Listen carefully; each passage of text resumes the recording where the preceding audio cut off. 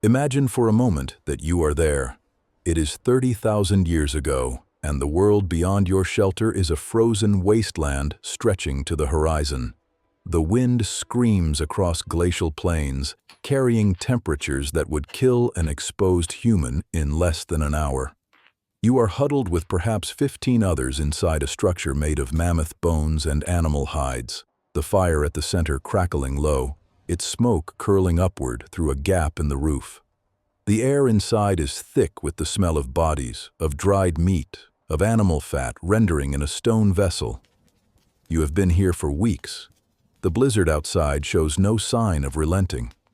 And somewhere in the back of your mind, a question forms that most people today never consider when they imagine Ice Age life. Where does everyone go to relieve themselves? How do you keep this cramped space from becoming a death trap of disease and filth? This is the question I want to explore with you today, because it is one of the most overlooked and yet most critical aspects of human survival during the Pleistocene. We spend a great deal of time discussing the dramatic elements of Ice Age existence, the mammoth hunts, the cave paintings, the migrations across frozen land bridges. But we rarely discuss the mundane reality that determined whether a group lived or died during the long winter months. Sanitation, waste management, the prevention of infectious disease. These are not glamorous topics, but they are foundational to understanding how our ancestors survived, and more importantly, how that survival shaped the biological and cultural evolution that made modern civilization possible.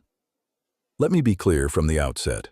Direct archaeological evidence for Paleolithic sanitation practices is extremely limited. Organic waste decomposes. Behavioral patterns leave few traces in the fossil record. What we have are inferences, logical deductions based on settlement patterns, spatial organization within sites, the placement of hearths and sleeping areas, and the occasional preservation of coprolites, which are fossilized feces. We also have comparative ethnographic data from recent hunter-gatherer societies living in cold climates, which can offer analogies, though we must use such comparisons cautiously. What I am presenting today is not certainty. It is informed interpretation, the kind of reasoning archaeologists must engage in when the evidence is fragmentary, but the questions are essential. Consider the basic biological reality. A group of 15 humans confined to a shelter for weeks or months will produce a staggering amount of waste. Urine, feces, food scraps, blood from butchering, menstrual discharge, vomit from illness. Without some system for managing this waste, the living space would become uninhabitable within days. Pathogens would proliferate, parasitic infections would spread, gastrointestinal diseases would sweep through the group. In an environment where calories were precious and medical intervention non-existent, a bout of severe diarrhea or dysentery could mean death. The margin for error was essentially zero. So what did they do? The archaeological record suggests that Paleolithic peoples were acutely aware of spatial organization within their living environments. At sites across Europe, from the caves of southern France to the open-air settlements of the Central European plain, we see consistent patterns. Hearths are centrally located. Sleeping areas are arranged around them. Tool-making debris is concentrated in specific zones. And crucially, there are peripheral areas where refuse accumulated. These were not random arrangements. They reflect deliberate decisions about how space should be used, decisions that almost certainly extended to waste disposal. In winter conditions, the freezing temperatures themselves became a sanitation tool. Human waste deposited outside the shelter would freeze rapidly, neutralizing pathogens and eliminating odor. Snow could be used to cover waste, creating a natural containment system. The cold was brutal, yes, but it also offered something that warmer climates could not provide: a natural preservation and sterilization mechanism. We can reasonably infer that designated latrine areas existed at some distance from living spaces, far enough to prevent contamination but close enough to be accessible during storms. The discipline required to maintain this separation, to venture into sub-zero temperatures rather than relieve oneself inside the shelter, speaks to the power of social norms and group enforcement. Survival demanded behavioral coordination, Fire played an equally critical role, and not merely for warmth. Fire is a remarkable sanitizing agent. Smoke contains compounds that inhibit bacterial and fungal growth. The heat from flames can be used to sterilize tools, to dry hides, to destroy organic waste. At many Paleolithic sites, we find evidence of secondary fires, smaller burning areas separate from the main hearth. Some researchers have proposed that these may have been used for waste incineration, for burning refuse that could not simply be discarded outside. The fat and bone scraps from butchering, for instance, would attract scavengers and vermin if left untreated. Burning them was both practical and hygienic. Even the smoke itself may have served a purpose, fumigating the interior of the shelter and reducing the load of airborne pathogens. Now let us consider personal hygiene, a topic even more speculative, but no less important. Modern humans are remarkably fastidious creatures when given the opportunity, and there is no reason to believe our Paleolithic ancestors were fundamentally different. The disgust response, that visceral recoiling from feces, rotting food, and bodily fluids, is deeply embedded in our psychology. It is almost certainly an evolved mechanism designed to protect us from infection. Our ancestors felt that disgust too. They would have been motivated to clean themselves, to remove waste from their bodies, to maintain some baseline of personal cleanliness. But how? Without water in liquid form for much of the year, without soap, without textiles, here we must speculate carefully. Snow and ice can be used for cleaning, albeit uncomfortably. Rubbing snow on the hands after defecation would remove most solid matter. Smooth stones or pieces of bone could serve as scraping tools.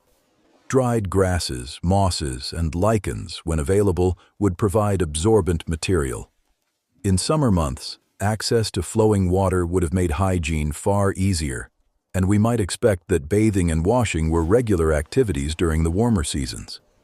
The contrast between summer mobility and winter confinement was not merely about food acquisition. It was about health maintenance. Summer was a time to recover, to clean, to move across the landscape and leave behind the accumulated waste of static living. Water itself presents another set of challenges. Contaminated water is one of the most efficient vectors for disease transmission in human history. Cholera, typhoid, dysentery, and countless parasitic infections spread through fecal contamination of water sources. Did Paleolithic humans understand this risk? Not in the way we do, certainly. They had no germ theory, but they may have understood the correlation between certain water sources and illness. Ethnographic studies of recent hunter-gatherer groups consistently show sophisticated knowledge of water quality. Stagnant water is avoided. Flowing streams are preferred. Water from upstream sources is chosen over water from downstream. This is not scientific knowledge in the modern sense. It is empirical wisdom accumulated over generations through painful trial and error. We might imagine that Ice Age humans possessed similar wisdom. They would have learned through experience that water collected near animal carcasses or downstream from encampments was dangerous. Snow, when melted, provided relatively pure water, though it required fuel to melt and thus was energetically expensive. The knowledge of which springs remained unfrozen, which streams were safe, which ice was clean. This was survival knowledge passed down through oral tradition, taught to children as carefully as flint knapping or tracking. And here we arrive at a crucial insight. Sanitation in the Paleolithic was not merely a technical problem. It was a social problem. It required coordination, cooperation, and enforcement. Someone had to decide where the latrine area would be. Someone had to ensure that everyone used it. Someone had to organize the disposal of refuse, the maintenance of fire, the collection of clean water. In small-scale societies, this kind of coordination typically falls to senior members of the group, individuals with experience and authority. We might call them leaders, though the term carries modern connotations that may not apply. What mattered was that there were social mechanisms for ensuring compliance with hygienic norms. Consider what happens when those norms break down. A single individual who refuses to use the designated latrine area, who defecates inside the shelter or too close to the water source, becomes a threat to the entire group. In a modern city, such behavior is managed through laws and infrastructure. In a Paleolithic band, it would have been managed through social pressure, through shame, through ostracism, and in extreme cases, perhaps through expulsion or violence. The stakes were too high for tolerance. Group survival depended on individual discipline, and that discipline had to be enforced. This is where we begin to see the deep connections between ancient sanitation and the evolution of human sociality. The capacity for cooperation, for rule following, for subordinating individual impulses to collective needs. These are not incidental features of human psychology. They are central to who we are as a species, and they were forged, in part, in the crucible of survival challenges like sanitation. The groups that developed effective norms and enforcement mechanisms survived. The groups that did not perished. Over tens of thousands of years, this selection pressure shaped our minds and our societies. We can trace a direct line from those Ice Age shelters to the public health systems of modern civilization. When John Snow removed the handle from the Broad Street pump in 1854, halting a cholera outbreak in London, he was drawing on the same fundamental insight that our Paleolithic ancestors possessed, that contaminated water kills. When modern cities build sewage treatment plants and water purification facilities, they are solving the same problems that Ice Age humans solved with latrine areas and frozen waste disposal. The scale is different, the technology is different, but the underlying logic is identical. Separate waste from living space, protect water sources, coordinate behavior across the group. What strikes me most, after decades of studying these questions, is how invisible this legacy is to most people today. We take sanitation for granted. We flush toilets without thinking. We drink tap water without fear. We have no conscious awareness of the vast infrastructure that protects us from our own waste. And yet that infrastructure is the direct descendant of practices developed over hundreds of thousands of years of human evolution. The disgust we feel when we encounter feces is an echo of ancient survival pressures. The social norms that compel us to wash our hands, to use designated facilities, to maintain personal cleanliness, these are cultural elaborations of instincts shaped in the Pleistocene. There is something humbling in this recognition. We like to imagine that modern civilization represents a radical break from our primitive past, that we have transcended the conditions of our ancestors through technology and reason. But the truth is more complex. We are still the same species that huddled in mammoth bone shelters 30,000 years ago. We still face the same biological challenges. We still produce the same waste. What has changed is not our nature, but our tools. And those tools, our sewers and water treatment plants and soap dispensers, are the culmination of a long evolutionary journey that began with the first human who understood that waste must be separated from living space. I want to leave you with this thought.